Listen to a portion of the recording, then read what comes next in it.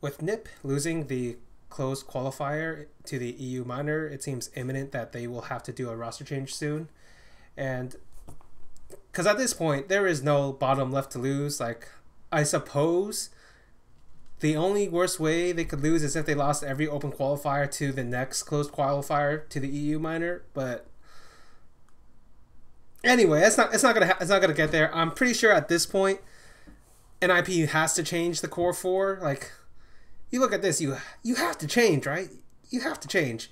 So I'm just gonna assume they're changing, but that's not really the this discussion today. The discussion today is why NIP had to change, whereas other long-standing lineups don't have to, and the reason for that is because of the philosophical differences between NIP and how they approach the game and how other teams have approached the games.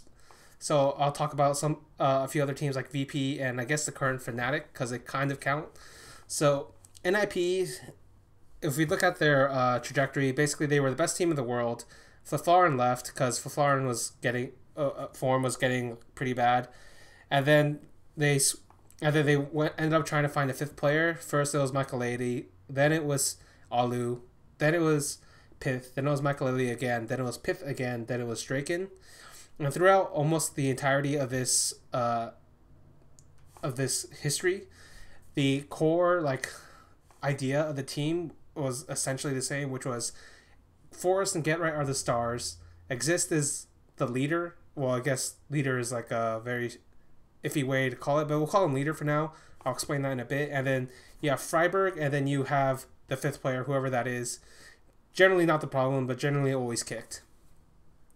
Right, so that's how NIP have decided to play the game of CS:GO, and if you look at it this way, there's an obvious problem that arises because it assumes that Get Right and Forest will always be star players, and to be fair, they've been very good for a very long period of time, but we finally gotten to the point where it's no longer tenable. Get Right has been in terrible form as of late. Forrest isn't nearly as consistent as he was even last year. And Draken's good, but he's not really a guy I'd consider a superstar type player who can carry this team.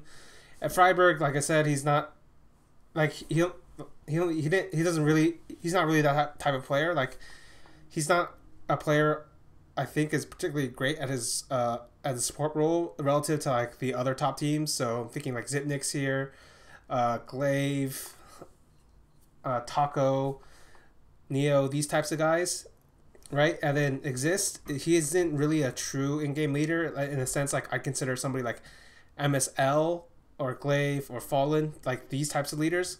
Because the thing about Exist is it always felt more like he never really took on the full leadership role to its fullest extent. He always wanted to be part player, part skilled player, part leader, and it kind of worked out sometimes. But when it came down to it, that team probably needed a leader, and I'm not sure if Exist ever went full on into that role. And to be fair, they probably didn't think they had to, because eventually they did bring in Threat, and Threat did bring some change to the team, but it was short-lived. It was short-lived. He made it much more structured team. He basically controlled them. He was doing all the leading, and then that freed up Exist to be the player to be a full-time just focus on your aim kind of player, sort of. But that didn't work out because the Valve rule came down, and then he had to take it back up again. So why is it that I assume NIP will break up NIP will break up, but I also assume VP are going to come back, even though VP are in a very similar type of struggle right now because they just got relegated from ESL Pro League again. Their online matches are complete trash. They haven't been to a LAN in months. The few LANs they have been to, they crash out of group stages. Why do I think that VP will change? The difference between VP and NIP are twofold. First, VP has multiple players that can step up to be that can step up to be a star player. So Pasha, Snacks, Bialy to a certain extent, but then the difference is I think the supporting cast is better. I think Neo and Taz are both better players than Exist and Freiburg. And finally, VP change. What I mean by that is NIP have struggles with like expanding their map pool or changing their roles up, or or even like giving new looks to the game. Virtus Pro always they whenever they fall down or they like hit a problem in their history, they always change a lot of things. They go to a new map. So first it was Cache, then it was Mirage, then it was like the reworker trade. Then it was Inferno, not Inferno, Nuke, and then I'm pretty sure they're probably gonna go to Inferno next. They switch their roles all the time. They switch who like the star player is. It was Pasha, then it was Snacks. They switched the ops. It was Pasha, then it was Snacks, then it was Neo, then it was back to Snacks. They changed leaders. The philosophical difference is pretty obvious here. NIP only have like one style they wanted to play, and it was based off of the fact that Forrest and Get Right were always going to be these star level players, and this year we've seen basically they don't have the consistency to do that. Get Right's been in pretty bad form. Forrest has been much less consistent compared to last year, so they can't do it. Draken he's good, but he's not like a star player in that sense. Like he's the guy I'd want in my third role.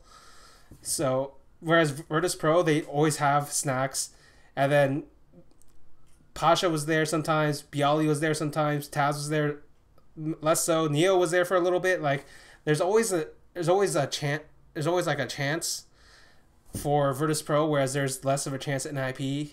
And with like the willingness to change, the willingness to like go internally and figure things out, that's the critical difference between NIP right now and Virtus Pro right now. And you can see, and this isn't just the long-standing lineups either. There are other lineups that have like a similar mindset to Virtus Pro, and that's why I think they have a better shot at coming back relative to like NIP. Like, all right, let's say Fnatic. They were also on my buy list, and the reason I think Fnatic can still like become like a top 5, top 6-ish team is because even though this lineup basically is the same as last year, except for Olofmeister isn't a god, Dennis isn't quite as good as he was, and like the overall like skill and form of the team is a bit lower relative to when they were not a bit lower, it's substantially lower for some players and just a bit low for the others compared to like when they were dominating people in early 2016.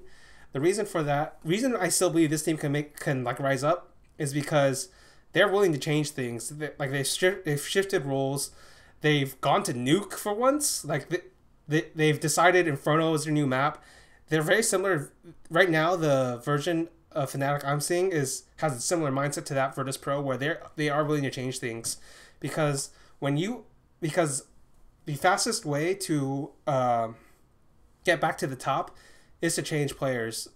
And the reason that happens is because not only does new player like come in and he's really good, or he feels like a role or like a missing link in the chain that you need for your team, it also shifts all the other 4 players around, and then all of a sudden you get this completely new look for the team. But if you don't change players, then you have to shift internally. And yeah, NIP have changed players over and over again, but they've never technically shifted internally. Not in the way that VP have or Fnatic are doing right now. Like, even though NIP has changed the 5th player so many times, I think they've gone under. I'd say overall, in terms of evolution of like the way they played the game or the way they looked at the game, they've evolved much less than Virtus Pro has over the years, because Virtus Pro is constantly changing, because they rise up and then they hit a slump, but then they rise up again because they change again. So that's like the philosophical difference between NIP or Virtus Pro or NIP and Fnatic. Remember, there was a line I used basically to explain like NIP Fnatic. It was NIP Magic, Fnatic Bullshit, NIP Friendship, Fnatic Ambition. And like the last bit is the most important, NIP Friendship and Fnatic Ambition. Because it's not like NIP don't want to win. It's more like they want to win, but they want to do it like in this very specific kind of way. Whereas Fnatic is willing to do anything it takes to win. So that's why they split up, and that's why they came back together, and that's why they're willing to do all these different things to change. Even like an example like SK right now with Phelps, Fallen, Phelps, Fallen for Cold Zero, Taco. If you look at the initial like debut of this team, it was a very loose team. It was super aggressive. To be fair, they only had like I think it was only like a week to practice or maybe less. So they kind of just went with this loose style, and then where they basically let Fur and Phelps like run roughshod over everybody, and it kind of worked. And it worked. I think they got to the finals of that tournament of Vegas, I believe. But then the next tournament after that, they bombed out, and not bombed out, but they lost in the group stages where like individual players are doing well, but like the system wasn't working. So that's when they went back to the lab and changed things. And now you see a bunch of different changes where like maybe Coldzera and Taco are split up, or maybe they changed like the initiative where they only let Fur off the chain first, and then they let Phelps do it, or they have Phelps play a more team-based style, so it makes it easier for Fallen to op. Like these are specific changes that are happening within the team that I don't really see in NIP, and that's why, even though eventually all lineups must end, like Virtus Pro will likely end one day, Fnatic, this current iteration is probably going to end one day. NIP will definitely end soon. Even though like all long-standing lineups will eventually have to end, there's a reason I believe Virtus Pro or Fnatic can still like have something in them, whereas I don't believe in it at all in NIP, and it's the fact that they're willing to change. And that's the philosophical differences I see between the way NIP has NIP like solve CSGO and the way these other teams do it. And yeah, NIP does have that magic. Like they did have that magic for a long time, but then the magic has run out, and without magic, without change, I don't see anywhere for this NIP to go except kaboom. Later.